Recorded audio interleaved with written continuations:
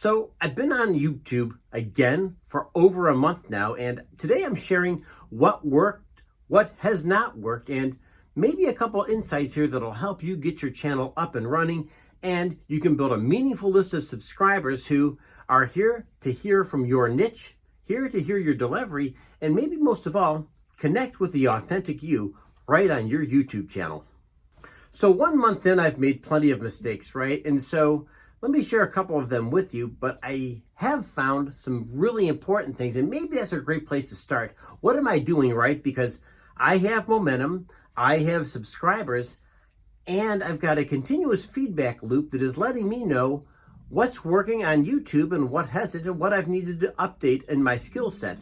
And maybe most of all, I feel good about what I'm doing because I'm growing as a person, I'm growing as a channel, and I'm also offering up this thoughts to help you build your channel as well. So let's get into this. So this is the final video of a series I put together, and this one might be the one that's most useful because I've got to be honest with you.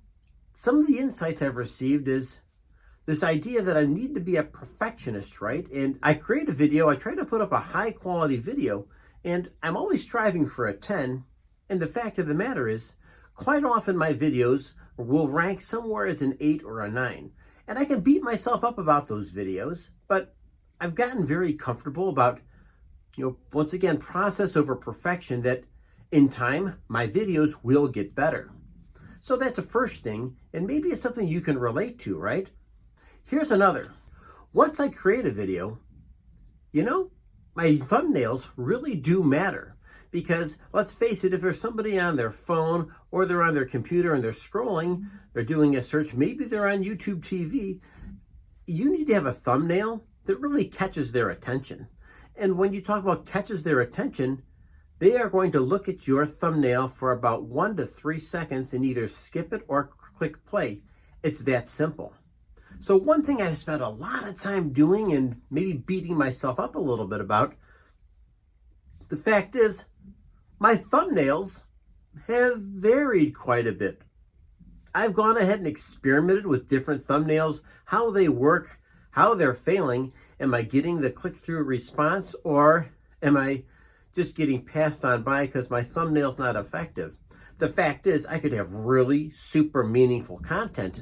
The fact of the matter is, I could have a great video that I put together, but if my thumbnail's not delivering a call to action, well, let's face it, that's a problem. So I've gotten really, really impatient, and it's a weakness that I wanted to share with you because let's face it, if my thumbnail is not effective and I know I put together a pretty darn quality video, I go to panic mode almost immediately. Like for some reason I have it stuck in my head that my video should be hitting 50, 100, 1,000 different views within a 24-hour period. And the fact is, I don't allow the YouTube algorithm to do what it's supposed to do.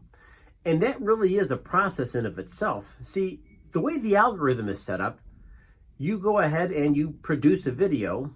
The algorithm reads your video and then says, well, let's go ahead and take that video and match it with this group. And they will continually test your video with different groups.